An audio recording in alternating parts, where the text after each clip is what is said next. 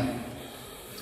Como ustedes probablemente sepan, el año pasado, en el marco de una crisis muy fuerte, de una gran salida de capitales hacia el exterior, y el gobierno decidió recurrir a la asistencia del Fondo Monetario Internacional, o sea, pedirle dinero. O sea que cuando se le pide dinero al Fondo Monetario Internacional, también implica aceptar ciertas políticas específicas y condicionalidades. Y digo, en ese marco, el gobierno se comprometió a lo que me han escuchado, que es a cumplir una meta de déficit cero. Probablemente no se han escuchado. ¿Qué significa esto? Que el gobierno evaluaba junto con el Fondo Monetario Internacional que el país tenía un problema de exceso de gasto, estaba gastando mucho más de lo que estaba recaudando, y que esto era uno de los principales problemas que estaba afectando la confianza, la credibilidad del gobierno, y bueno, naturalmente esto impedía que hubiera el financiamiento necesario para ese déficit. Entonces dijo, bueno, la meta es que en 2019 el déficit fiscal sea cero, es decir, que, digamos, entre todos los gastos del Estado, los ingresos de recaudación, el resultado final sea una compensación entre ingresos y gastos, ¿no? Estos gastos son gastos primarios, que agrega un elemento adicional que es la cuestión de los intereses, eso va aparte. Lo que vemos para el año 2019, que está cerrando en 2 o 3 meses, es que esa meta no se va a alcanzar. Lo que vamos a tener es un déficit primario que equivale aproximadamente a 1,5 puntos del Producto Bruto Interno. Esto para decirlo en términos generales.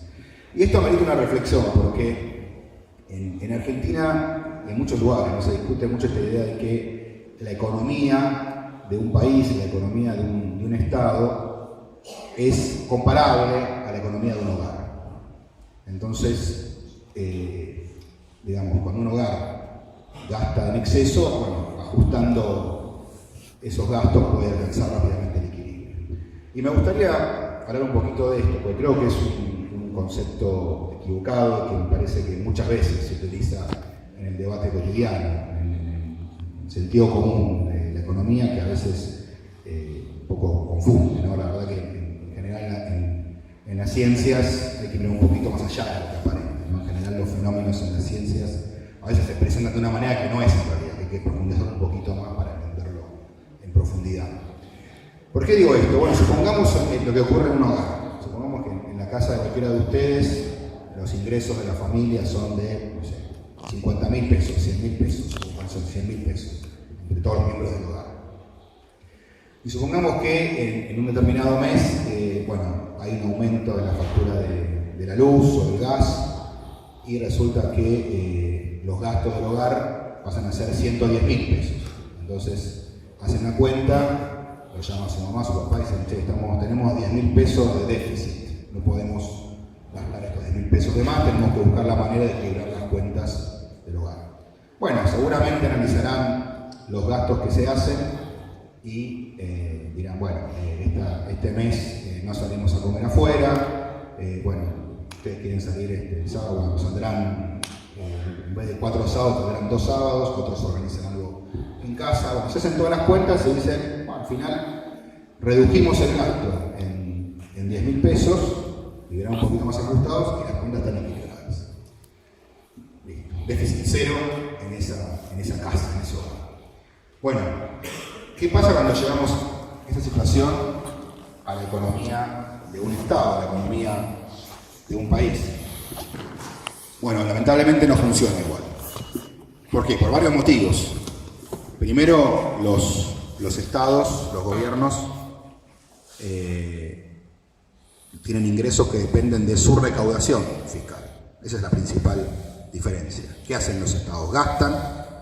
Gastan en salud, educación, en el personal de la administración pública, en las fuerzas de seguridad, el ejército, la policía, etc. Y transfiere parte de dinero a las provincias también ahí mismo gastan en salud, educación, seguridad, etc.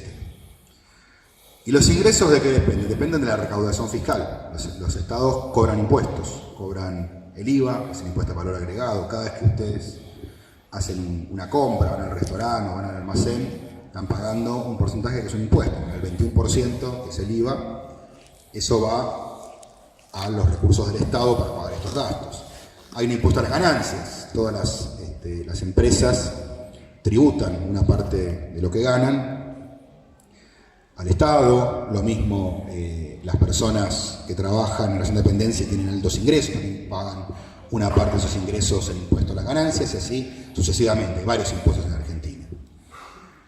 ¿Qué ocurre cuando un Estado implementa este tipo de ajustes? Bueno, lo vemos en la situación de Argentina. El Estado puede decir, vamos a poner el mismo ejemplo de antes. Supongamos un Estado que tiene no 100.000 pesos, sino 100.000 millones de pesos de gastos, le ingresan 100.000 millones de pesos y en un momento tiene que aumentar el gasto. Se le fue la cuenta de gasto por diferentes motivos. Porque, por ejemplo, subió mucho el costo de la electricidad y el Estado tiene comprometido subsidiar parte de la factura eléctrica para algunos sectores. Entonces resulta que en vez de está recaudando 100.000 millones de pesos, pero resulta que tiene que gastar 110.000 millones de pesos. Tiene que hacer un ajuste. Siguiendo esta lógica de que la manera en que funciona un Estado es igual a la manera en que funciona un hogar, bueno, sería muy sencillo. Sería cosa de decir, el Estado tiene que recortar, hacer un ajuste en el gasto de 10.000 millones de pesos y logra el equilibrio. Bueno, lamentablemente no ocurre eso. Hay diferentes factores que inciden en que esto sea difícil de lograr. ¿Por qué? Bueno, básicamente porque el Estado, a diferencia de los hogares, la manera en que gasta y recauda incide en el resto de la economía, en el funcionamiento sistémico de toda la economía. Veamos un ejemplo. Este ejemplo concreto. Supongamos que el Estado dice, bueno, estoy gastando 10.000 millones por encima de lo que estoy recaudando. Entonces lo que tengo que hacer es ajustar, hacer un recorte del gasto. ¿Dónde lo hace? Bueno, el lugar más típico donde se hace un ajuste en el gasto público es en las obras públicas, porque es la manera más rápida de hacer un ajuste. Si hace un ajuste, si el Estado decidiera, por ejemplo, ahora hacer un gran recorte en salud o educación, va a haber consecuencias más directas, va a haber gente que reaccione lógicamente. Si decide despedir gente, va a haber reacciones, y aparte hay normas y procedimientos que impiden que el Estado tome esas medidas de manera, digamos, no siguiendo un procedimiento legal. En general lo que hace el Estado es hacer un recorte, un ajuste en la obra pública. Dice, bueno, mira, tenemos para hacer este puente o arreglar las calles, bueno, eso suspendelo, posponelo, así logramos que las cuentas del Estado se ajusten. ¿Cuál es el resultado de eso? Es muy distinto a lo que ocurre en el hogar. Antes decíamos, bueno, estamos en casa, decimos no salimos a comer afuera, hacemos algún recorte por ese lado y ajustamos las cuentas.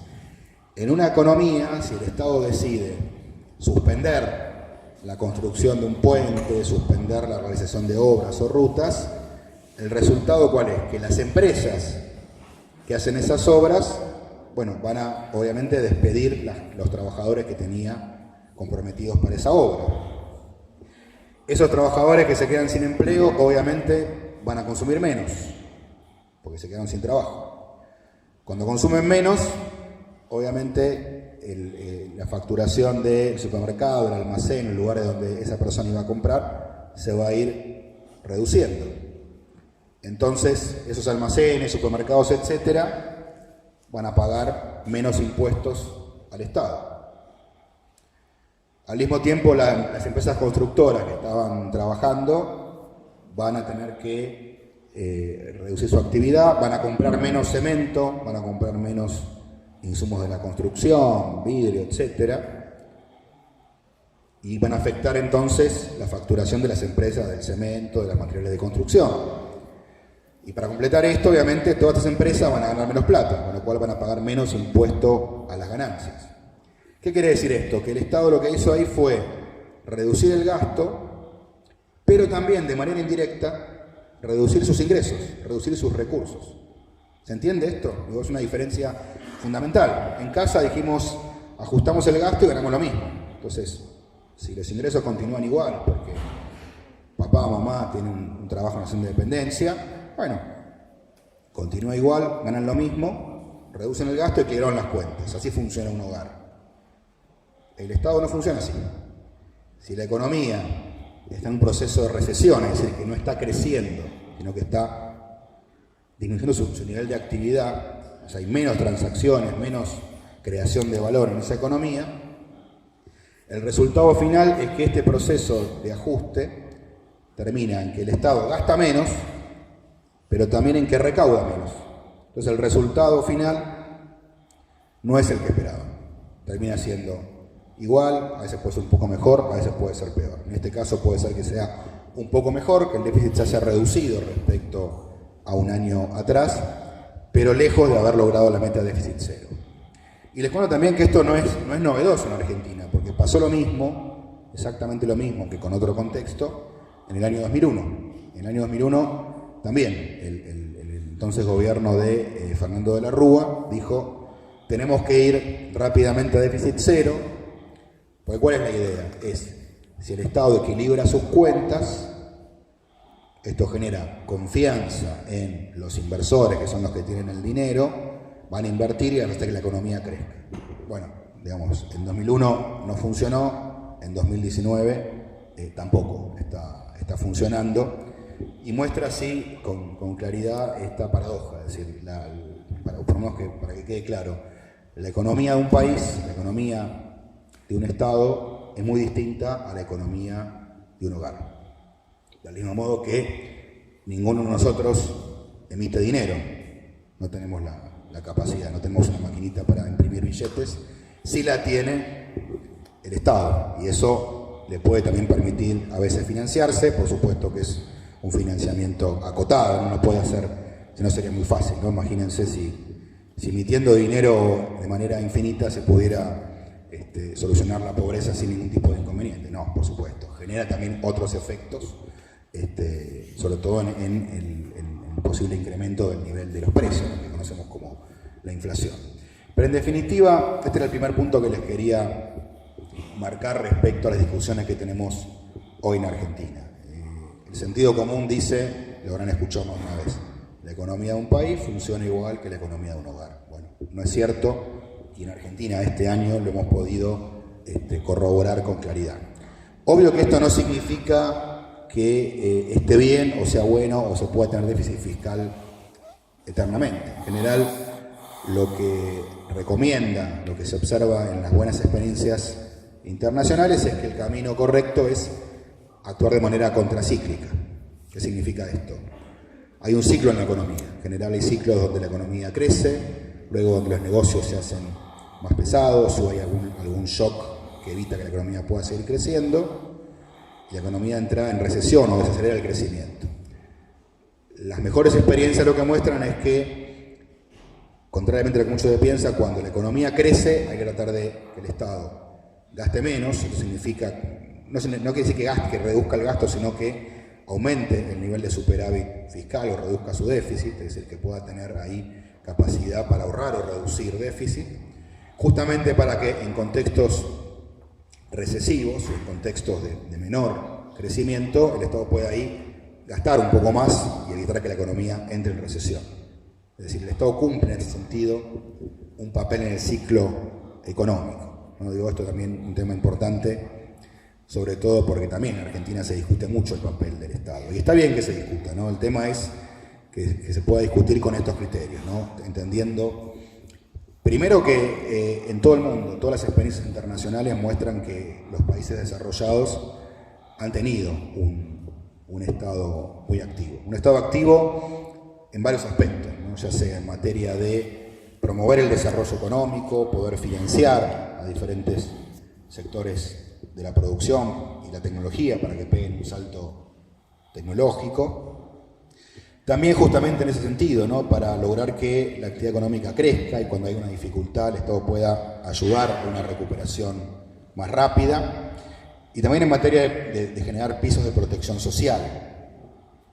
Por supuesto, brindando salud, educación, asegurando el acceso a la salud y la educación y generando sistemas de protección social, seguros de desempleo, protección a la vejez, etc. Son temas que, insisto, ¿no? Se discute mucho. En Argentina hay todo un sector que piensa que el Estado es la causa de todos los males de la Argentina e incluso establece que los países más ricos tienen estados mínimos. Esto no es cierto. Yo invito a cualquiera que revise las las estadísticas, vea el peso del Estado, vea los tipos de servicios que da, con diferencia, ¿no? No es lo mismo el papel del Estado en Estados Unidos que en los países escandinavos o en Europa. Hay diferentes modelos de Estado, ¿no? Pero lo que no existe es países que no tengan ningún tipo de intervención estatal y se hayan desarrollado. Hemos visto también en muchos casos algunas personas que hacen esta correlación, dicen, bueno, a ver, miremos lo que es el índice de libertad económica, que es un índice medio raro, ¿no? Es decir, bueno, a ver, ¿cuáles son los grados de libertad que tienen los empresarios y ciudadanos para moverse en términos económicos? Estoy hablando de economía, digamos, no, por supuesto que esto no tiene ninguna connotación ni relación con las libertades políticas. En ese sentido estamos todos de acuerdo, y en Argentina tenemos un sistema democrático, que es el de consenso, que habla de y en ese sentido estamos absolutamente todos de acuerdo en garantizar la absoluta libertad de los individuos en materia política, en sus decisiones personales y en el respeto a la diversidad de opiniones. Eso es un tema que no está en discusión. Yo ahora estoy hablando de la libertad económica, ¿no? Porque muchas veces hay sectores que plantean casi como un dogma, una religión, la idea de que la libertad económica, es decir, que cualquier empresa, individuo pueda hacer lo que quiere en materia económica, es el camino al desarrollo. Y esto significa muchas veces dejar a su libre exposición al sector financiero, a los bancos, a grandes empresas oligopólicas.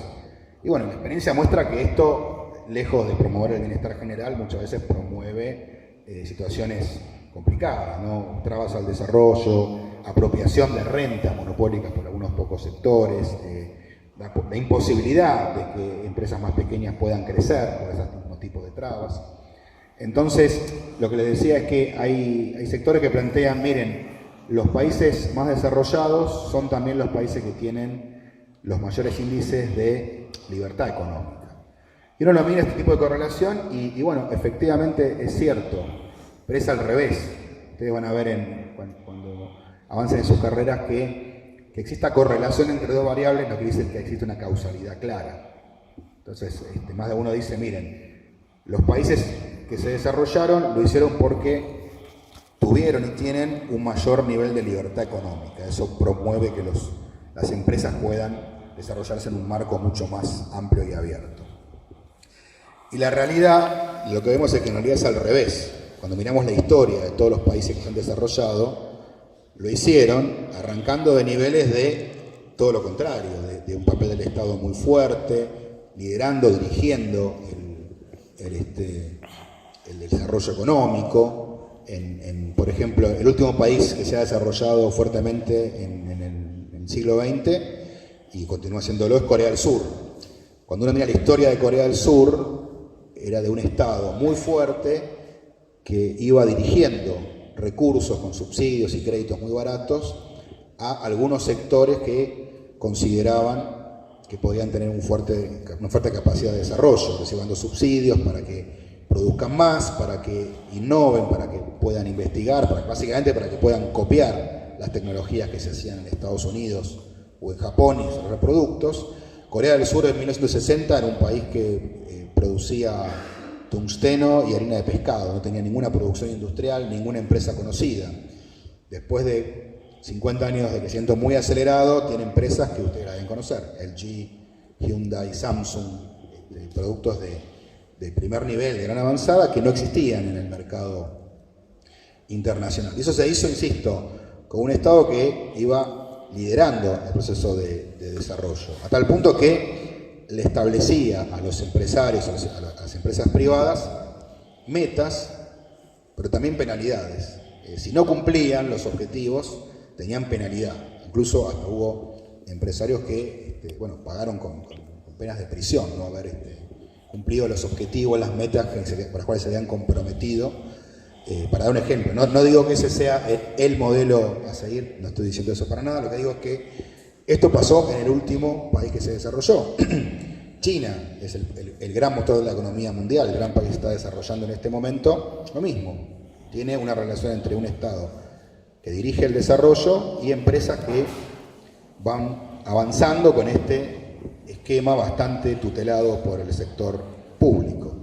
Y así encontramos un montón de ejemplos, ¿no? Estados Unidos fue un país fuertemente proteccionista. Lo que pasa es que, como decían varios economistas, entre esos un coreano que se llama Ha-Joon Chang, él decía, los países desarrollados, dice, son malos samaritanos, porque le dicen a los países no desarrollados que tienen que hacer algo que no es lo que ellos hicieron, sino lo que hicieron en todo caso cuando ya alcanzaron el desarrollo. Él decía, los países más desarrollados lo que hacen es patear la escalera, van subiendo etapas en proceso de desarrollo, y cuando llegan a la cima, ya son países desarrollados, es como que la patean, no quieren que nadie más se suba, quieren tener obviamente un espacio particular para seguir detentando, ¿no? Monopolios innovativos, capacidades productivas particulares.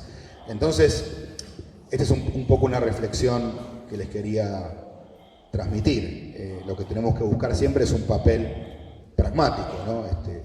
Argentina ha tenido siempre serias dificultades para encontrar un mix, una receta adecuada, intermedia. Es decir, el Estado no resuelve todo, para nada, eso en ningún país del mundo se vio a nivel exitoso. Los países exitosos son los que pudieron hacer que un Estado inteligente que vaya dirigiendo el proceso de desarrollo o dando pautas para el desarrollo, promueva que la actividad privada, que las empresas puedan crecer, invertir, incorporar tecnología, innovación, y eso es un poco el camino al desarrollo. Entonces, ni todo por el lado del Estado, ni todo por el lado del mercado. El mercado, dejado, digamos, a una suerte de autorregulación, va generando también severas dificultades. Y las grandes crisis que ha tenido la economía internacional han tenido que ver con esto. Son etapas donde triunfan los sectores que piensan que el mercado se tiene que autorregular, que hay que reducir las regulaciones, que el Estado solo es una interferencia negativa en los procesos de crecimiento. Entonces digo, ese es el gran dilema de la Argentina. Siempre les recomendaría esto: desconfíen de aquellos que les digan liberemos todos los mercados y con eso la iniciativa privada va a hacer que el país florezca, y también desconfíen de aquellos que les digan que el Estado resuelve todo, que el Estado tiene que dirigir y ordenar todo. No, la verdad que si se ponen a estudiar las buenas experiencias mundiales van a encontrar que con matices, con diferencias, digo, no es lo mismo Noruega, Suecia que China o Corea, ni lo mismo Estados Unidos que Francia, pero con matices todos van a encontrar un Estado muy activo y un sector privado también muy activo. Y esa interrelación es lo que da el camino hacia el desarrollo económico, entendido el desarrollo económico no como simplemente crecimiento, sino también como cambio social, productivo y tecnológico. En general, el cambio productivo y tecnológico hace que la sociedad vaya progresando en su conjunto, porque significa sobre todo el gran tema que está en la economía del siglo XXI, que es incorporar cada vez más el conocimiento, incorporar las tecnologías en la vida cotidiana, y esto implica demandar empleo más calificado, más preparado, y con esto ir generando una economía en entramados mucho más complejos. Y para completar esta parte, y si tienen ganas podemos hacer alguna cosa más dialogada, así no se duermen, también hablar un poco del papel de la industria, del desarrollo. En Argentina también se discute mucho de esto. En Argentina, este es un país que van a ver mucho de esto que se llama grieta cotidianamente, ¿no? De que es blanco o es negro, son buenos, son malos, es el Estado o es el mercado. En realidad, en general, las respuestas están más por el lado de los matices, de los grises, que de los blancos o los negros. Sé que es difícil por a veces plantear esto, pero es fundamental entender que rara vez las respuestas sean tan contundentes para un lado o para otro. En materia económica, en materia productiva, hace años que el mundo está viviendo una serie de revoluciones o cambios a nivel industrial y productivo. En la década de 1960 se inicia lo que se llama la tercera revolución industrial, que básicamente consistió en incorporar las tecnologías de información y comunicación, la informática, a la producción. Y esto implicó muchas cosas, por ejemplo, que se empiece a fragmentar a nivel mundial la producción. Antes La producción de un auto se hacía en un país, por ejemplo en Estados Unidos, en Detroit, o si Argentina quería hacer autos, lo que hacía en general era ofrecerle a Ford que instale una planta acá en Argentina, que iba a ser una planta más chiquita, pero muy parecida a la que tenía en Estados Unidos. Y así funcionaba la producción mundial, separada entre diferentes países. Y en todo caso, los países que no fabricaban autos los importaban completamente de otros países que sí lo hacían. Después de esa tercera revolución industrial, esto cambia. Se empieza a fragmentar la producción. Entonces, un auto hoy no se hace más completamente, ni en Estados Unidos ni en Argentina. En Estados Unidos, por ahí tienen una planta que lo que hace es ensamblar autopartes. Un auto tiene más de 1500 partes dentro de su producción. Y el ensamblaje se hace en una fábrica, una terminal, pero por ahí el volante se hizo en México, y la caja de cambio se hizo en Corea del Sur o en China, y el software del auto se programó en el Silicon Valley, en California, y así sucesivamente. Después se hace un ensamblaje de ese auto. Esto es típicamente un modelo de producción bien de fines del siglo XX, comienzo del siglo XXI. En Argentina, cuando ustedes vean que se producen autos, algo parecido. Hay autos que se ensamblan en el país, pero tienen partes que se hacen en Brasil, partes que se hacen en Asia, que se importan en Argentina, etc. Y eso es los modelos de producción que se lograron justamente teniendo capacidad tecnológica para hacer esa fragmentación. Entonces, a raíz de esto, muchas personas piensan, bueno, la industria cada vez tiene menos peso, cada vez pesan más las actividades de servicios, la informática, y más aún ahora que ha arrancado hace pocos años lo que conocemos como cuarta revolución industrial, o industria 4.0, tal vez hayan escuchado o leído de esto. Esto significa agregarle a la producción industrial otros elementos más, como la inteligencia artificial, la automatización. Empiezan a aparecer fábricas que están prácticamente un 100% automatizadas, ya no hay en muchos casos trabajadores en esa fábrica, porque empieza a haber sensores que tienen la capacidad para ver cómo evoluciona la línea de montaje, para generar mecanismos de control. El mismo robot tiene la capacidad para detectar errores y corregir el sistema productivo. Esto ha llevado a que mucha gente diga, bueno, la industria ya no tiene relevancia en un país como Argentina. Argentina tiene que hacer otras cosas. Y esto implica muchas cosas desde el punto de vista del esquema productivo. Sobre todo les digo esto porque, yendo a la realidad argentina, esta concepción de que la industria no es tan importante, que Argentina está como fuera de esta revolución tecnológica, ha llevado a descuidar, casi diría a ignorar el sector industrial en Argentina, y durante el actual gobierno de Mauricio Macri, Argentina perdió 140.000 empleos en la manufactura. Y eso significa básicamente de cada 10 trabajadores de la industria, uno perdió el empleo en estos últimos 3 años y medio. Lo cual, digo nuevamente, ¿no? Volvamos al ejemplo que daba antes. Reducir ese empleo significa menos gente con trabajo, menos gente teniendo capacidad de consumir.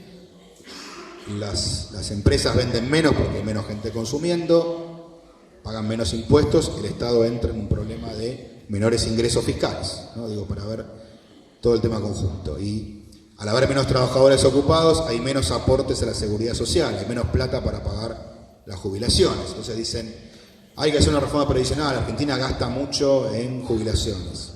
Bueno, miren, en Argentina 8 de cada 10 jubilados ganan la jubilación mínima de 12.000 pesos. Entonces, en realidad, el problema es que gasta mucho en jubilaciones, o es que al no estar creciendo el empleo, al destruir empleo industrial, hay menos recursos para fondear esa jubilación. Son todas estas cosas que parece que hay que mirarlas en su conjunto, ¿no? Porque si no, una respuesta es equivocada. Después aparece una persona que dice, el Fondo Monetario Internacional, que dice, ¿saben qué? Hay que reducir el gasto en jubilaciones. En la Argentina gasta mucho en jubilaciones. Vuelvo a decir, 8 de cada 10 jubilados ganan la jubilación mínima, que equivale a 12.000 pesos por mes aproximadamente. Entonces, claro, si alguien le hace caso a esa mirada, que es una mirada que no toma en cuenta todos estos factores, bueno, claro, la respuesta obvia es, hay que reducir las jubilaciones. Se reducen las jubilaciones, Eso significa que el que gana 12.000 pesos debería ganar aproximadamente 10.000 pesos, ¿no? Imagínense, si 12.000 ya es poco para un jubilado, lo que significa reducirlas a 10.000. Y si se reduce a 10.000, puede pasar lo mismo. Esos jubilados van a consumir menos. Al consumir menos, las empresas van a vender menos, van a recaudar menos y van a pagar menos aportes en general, con lo cual el problema se agrava, no es que se solucione, sino que se vuelve a agravar. Digo, fíjense esto, cómo hay que analizarlo con otra perspectiva mucho más amplia de la que muchas veces aparece en la discusión pública. Entonces, volviendo al tema de las manufacturas, de la industria, y con esto, para ir dando un cierre a esta parte, me gustaría sobre todo dejar bien marcado esta cuestión. Hoy